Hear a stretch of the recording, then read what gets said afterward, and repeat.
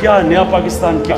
پہلے تو میں آپ کو کہوں یہ ہم نیا پاکستان کی بات کرتے ہیں، وہ جب بھی کوئی مشکل وقت ہوتا ہے وہ کیمرہ مین جا کے ایک مائک پکڑ کے لوگوں کے پاس چلا جی کیا جی نیا کدھر ہے نیا پاکستان؟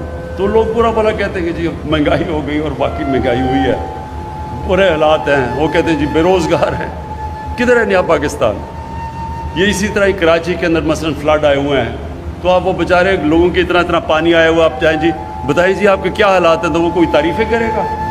تو جب ملک کے مشکل حالات ہیں تو لوگوں کے لیے مشکلات ہیں۔ ایک ملک کو آپ مقروض کر کے چلے جائیں، اس کو قرضے دینے ہوں، اس کے پاس مشکل سے پیسہ ہو اپنا ملک چلانے کے لیے، قرضے لے ملک چلانے کے لیے، تو جب وہ بیلٹ ٹائٹنگ کرتا ہے، خرچے کم کرتا ہے، تو اس میں تو لوگوں کو مشکل وقت گزرنا پڑے گا۔ یہ تو دنیا کی تاریخ ہے۔ تو اس کا یہ نہیں مطلب کہ اپنی خواب چھوٹی رکھو۔ دیکھیں دنیا میں جس نے بھی کوئی بڑا کام کیا ہے اس نے اپنی صلاحیتوں کی وجہ سے نہیں کیا، وہ اس لیے نہیں کہ وہ بڑا پڑھا لکھا انسان تھا، وہ اس لیے نہیں کہ وہ بڑے امیر گھر میں پیدا ہوا تھا، وہ اس لیے کہ اس نے بڑا خواب دیکھا تھا۔ جب ایڈمنڈ ہلری ماؤنٹ ایوریسٹ کے اوپر چڑھ گیا، پہلا آدمی تھا، تو جتنوں نے بھی پہلے کوشش کی تھی وہ فیل ہو گئے تھے، یا وہ مر گئے تھے اور یا وہ ناکام ہو گئے تھے۔ تو اس کی خواب تھی جو اس نے کہا نہیں میں کامیاب ہوں گا، تو ساری زندگی اب تو بہت لوگ چڑھ چکے ہیں اس پہاڑ کے اوپر، لیکن ایڈمنڈ ہلری کو سارے یاد رکھیں گے کہ وہ پہلا آدمی تھا جس نے اتنا بڑا کام کیا۔ تو یہ جو خواب ہوتی ہے وہ ایک انسان کو لے کے جاتی ہے۔ ایک انگریزی کی سینگ ہے کہ جج not what a person is, do not جج a person by what he از، جج ہم by what he aspires to be. اس کی خواب کیا ہے؟ اگر میری خواب صرف یہ ہے کہ میں کلب کرکٹر ہی بننا ہے تو میں انٹرنیشنل کرکٹر تو نہیں بنوں گا۔ تو جو بھی اوپر جاتا ہے یہ یاد رکھے زندگی میں بڑے کام کرتا ہے اس کی سوچ بڑی ہوتی ہے۔ کسی نے سوچا ہی تھا نا کہ انسان کو چاند پہ جانا ہوگا، سب لوگ دنیا ہنستے۔ میری زندگی میں نے بڑوں کو سوچا کہ کیا مذاق ہے چاند پہ جانا ہے۔ کوئی کہتا تھا دنیا ہی ختم ہو جائے گی۔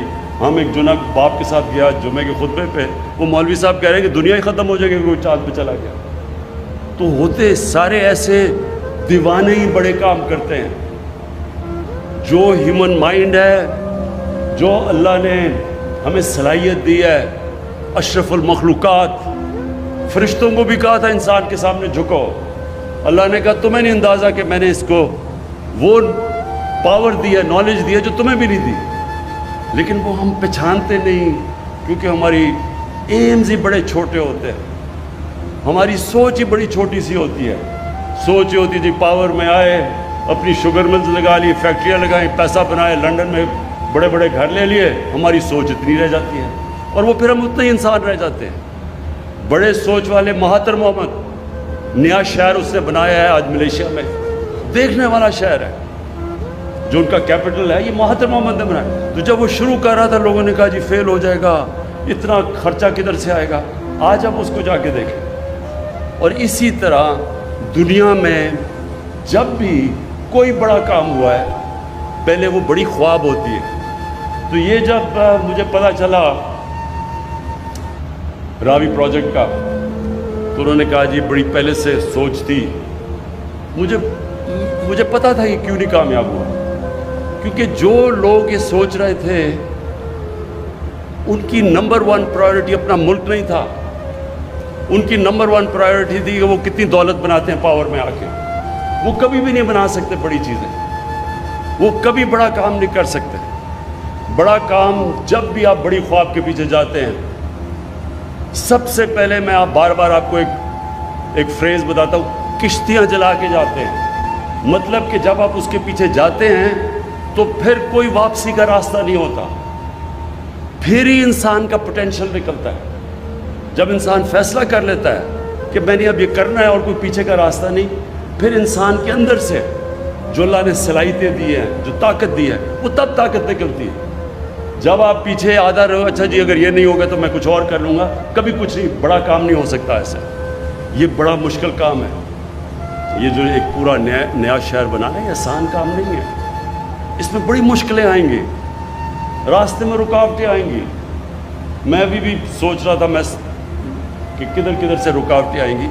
رکاوٹوں نے آنا ہے, لیکن یہ ہم فیصلہ کر لیں کہ یہ شہر لاہور کی بھی ضرورت ہے, پاکستان کی بھی ضرورت. لاہور کی ضرورت اس لیے کہ جس طرح لاہور پھیلتا جا رہا ہے یہ انسسٹینیبل ہے.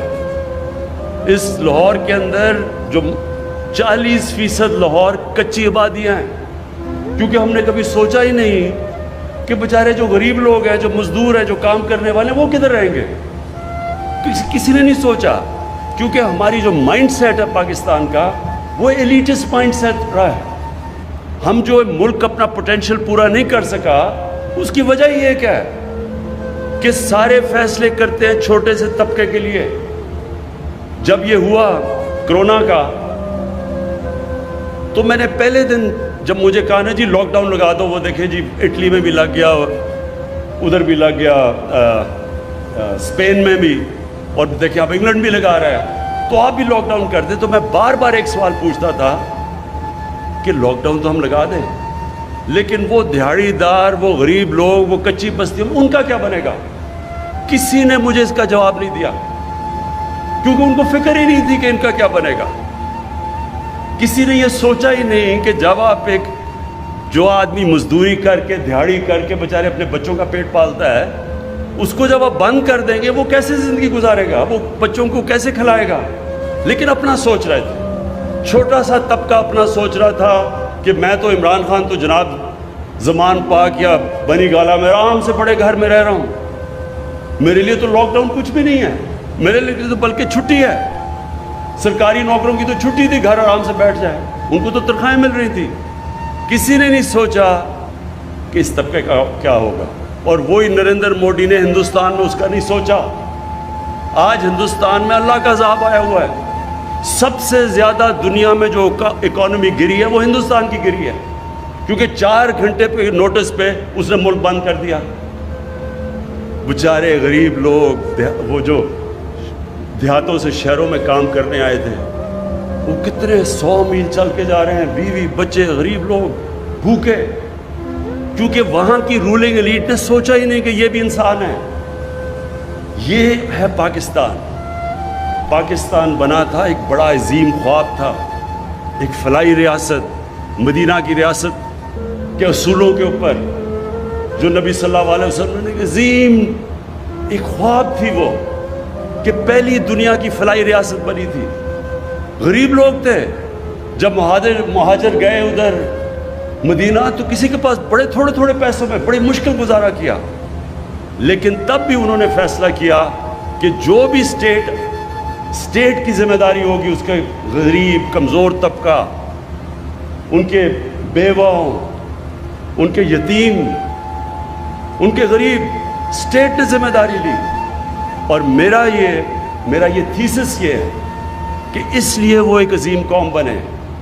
اس لیے نہیں کہ پہلے پیسہ آیا اور پھر انہوں نے غریبوں کا کیا, انہوں نے پہلے فلاحی ریاست بنائی, پھر اللہ کی برکت آئی اور انہوں نے دنیا کی ایک وہ انقلاب لے کے آیا جو دنیا کی تاریخ میں کبھی نہیں آیا. اور چائنا نے, ماڈرن ڈے چائنا نے ہمیں ثابت کر کے دکھایا ہے کہ جب انہوں نے 70 کروڑ لوگوں کو غربت سے اوپر کیا, چائنا بھی دنیا کی سب سے تیزی سے بڑھتی ہوئی عظیم پاور ہے.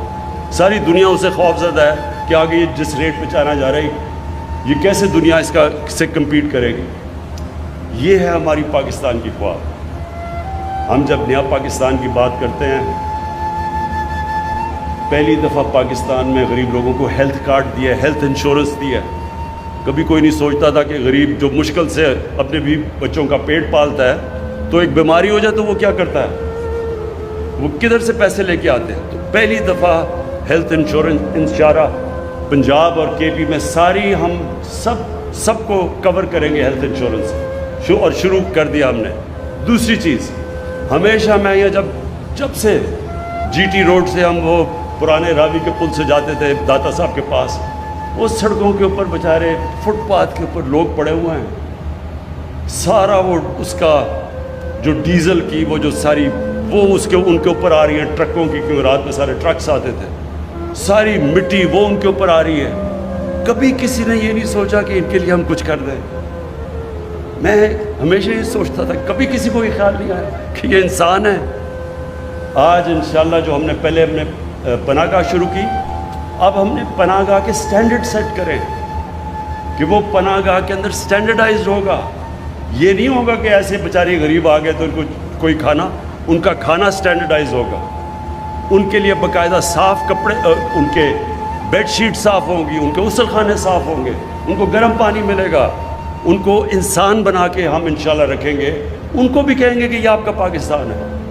اور اسی طرح یہ جو ہم نے اب ہماری کنسٹرکشن کے اندر نئی ہاؤسنگ کی ہے، افورڈیبل ہاؤسنگ، پہلی دفعہ پاکستان میں، پہلے تو روٹی کپڑا مکان ایک سلوگن تھی، یہ پہلی دفعہ ہم اب لوگوں کے لیے جو ہماری ہاؤسنگ اب شروع ہو رہی ہے نیا پاکستان ہاؤسنگ میں، باقاعدہ ہم صرف یہی نہیں کہ ہم ہر جگہ جو بھی سوسائٹی بنے گی اب اس کے اندر غریبوں کی ہاؤسنگ رکھیں گے، باقاعدہ ان کے لیے ہم نے پیکج دیا ہے 30 ارب روپے کا، ان کو سبسڈائز کر کے گھر دیں گے.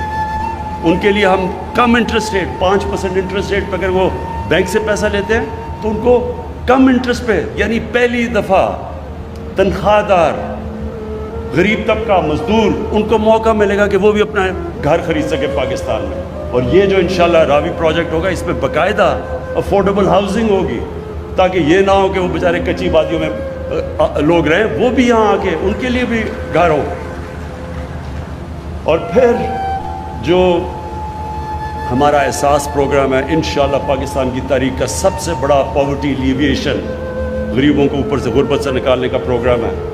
200 ارب روپیہ ہم نے اس کے لیے رکھا. کبھی پاکستان میں اتنا زیادہ پیسہ ہی نہیں رکھا، جس میں کئی چیزیں ہیں. قرضے دیں گے سستے سود کے بغیر، لوگ ہنر سکھائیں گے، اسکالرشپس دیں گے، اور اس کے اندر یہ بھی ہے، اور دے رہے ہیں، اور اس کے اندر یہ بھی ہے کہ دیہات کے اندر خواتین کے لیے، ان کے لیے بھینسیں گائے، تاکہ وہ اپنے گزارا کر سکے، اپنی زندگی بہتر کر سکے، پروٹین لیول اوپر کر سکے. پھر پہلی دفعہ سٹنٹنگ کے اوپر کام ہو رہا ہے. باقاعدہ ہم نے پروگرام لانچ کیا ہے. یہ جو بچے جو خوراک نہ ہونے کی وجہ سے قد بھی نہیں پورے ہوتے، ان کا ذہن بھی نہیں بنتا، وہ بھی پہلی دفعہ اب ہم نے لانچ کیا ہے. پہلی دفعہ پاکستان میں سٹنٹنگ کے خلاف ایک پورا پروگرام ہم لے کے آ رہے ہیں، اور اس کے اوپر بھی یہ احساس پروگرام سے کر رہے ہیں. میں آپ کے لیے آخر میں یہ جو بات کرنا چاہتا ہوں لاہور سٹی کا، یہ جس طرح عثمان نے بتایا کہ اس کے جو لاہور کا پانی کا مسئلہ یہ بہت شدید اور تیزی سے بڑھ رہا ہے، کیونکہ اس کی واٹر ٹیبل نیچے جا رہی ہے. تو یہ جو بنے گی لیک اور یہ واٹر فرنٹ بنے گا، اس کا مقصد ہی یہ ہوگا کہ لاہور کا جو واٹر ٹیبل ہے وہ ریچارج ہوگی، پانی اوپر آئے گا. پھر جو سیوریج سسٹم ہے، جو لاہور میں سارا سیوریج جاتا ہے راوی میں، اور راوی سے سارا سیوریج نیچے تک جاتا ہے، اور اس سے اتنی بیماریاں ہیں.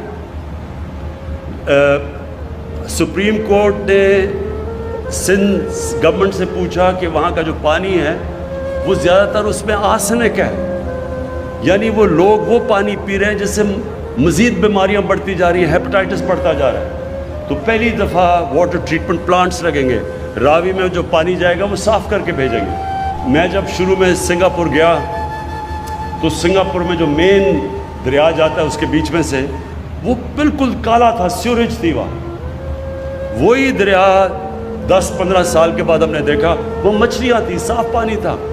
انہوں نے صاف کر دیا اپنا. تو اس لیے یہ جو آج آپ راوی دیکھ رہے ہیں، اس کے اندر پانی بھی اور آئے گا. اس کے اندر جو سارا لاہور کا پانی ٹریٹ کر کے پھر راوی میں آئے گا. تو راوی کا بھی ریجوونیشن ہے، ایک راوی بھی ایک پھر سے ایک دریا بنے گا، اور کم از کم نیچے جو پانی جائے گا لوگوں کے اندر بیماریاں نہیں پھیلائے گا. لیکن اس کا یہ بھی امپورٹنٹ ہے کہ ہم ماڈرن سٹی کے اندر اب ہم اس طرح بنائیں جو کہ جس کو کہتے ہیں گرین سٹی. اس کے اندر باقاعدہ کدھر جس طرح 60 لاکھ درخت اگیں گے، وہ جو ہماری بلڈنگز بنیں گی، باقاعدہ سیوریج سسٹم، ویسٹ ڈسپوزل. پھر جو کلسٹرز ہوتے ہیں، آئی ٹی کا علیحدہ جو اب بالکل انفارمیشن ٹیکنالوجی تیزی سے آگے جا رہی ہے، اس کے لیے علیحدہ سینٹر ہوگا، ایجوکیشن سینٹر. یہ پوری پلانڈ سٹی اب بننے جا رہی ہے. اور یہ جب آپ ایک ماڈل سٹی بناتے ہیں تو اس کو دیکھ کے پھر باقی بھی شہر اپنے اسٹینڈرڈس ٹھیک کرنے شروع کرتے ہیں. تو جو لاہور میں ان پلانڈ سیٹلمنٹ ہے انشاءاللہ وہ اگلے فیز میں اس طرف بھی جائیں گے. میں پھر سے عثمان آپ کو اور راشد عزیز جس سپیڈ پہ جا رہے ہیں آپ, یہ پروجیکٹ میں سپیڈ بہت امپورٹنٹ ہے. اس وقت بڑا انٹرنیشنل انٹرسٹ ہے اس کے اندر, نیشنل انٹرسٹ ہے. میں یہ سے آپ سے ریکویسٹ کروں گا کہ جلدی سے اپنی ٹیم پوری کریں. آپ کا پورا آفس فنکشنل ہونا چاہیے. ٹائم کم ہے ہمارے پاس, باہر انٹرسٹ زیادہ ہے, اور کوئی ڈیلیز نہیں آنی چاہیے اس کے اندر. اور یہ یاد رکھیں کہ جو بھی پرابلمس آئیں گے اس میں, جب بھی آپ اتنا بڑا پروجیکٹ کرتے ہیں اس میں پرابلمس آئیں گے, لیکن جو بھی پرابلمس ہوں گے ہمارا آپ کا سی ایم آفس بھی پوری طرح آپ کے پیچھے کھڑا ہوگا, اور پھر پرائم منسٹر جو ہمارا پورا ادھر سے پوری آپ کو, جنرل حیدر بیٹھے ہوئے ہیں جو کہ پوری آپ کو فیڈرل گورنمنٹ پوری سپورٹ کرے گی کہ کسی قسم کے آپ کے پرابلمز آئیں. یہ جو ایریا بنے گا یہ سارا یہ پبلک پرائیویٹ پارٹنرشپ ہے. اس میں سارا جو پیسہ آئے گا وہ پرائیویٹ سیکٹر سے آئے گا. صرف گورنمنٹ کا کام ہوگا کہ ان کے لیے فیسیلیٹیٹ کریں, ان کے لیے بیسک انفراسٹرکچر بنا دیں, سڑکیں بنا دیں, جو آج آغاز کر دیا ہم نے.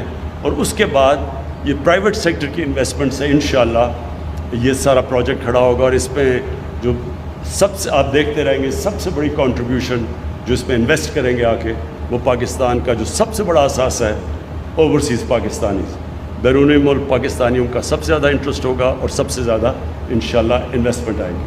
بہت شکریہ.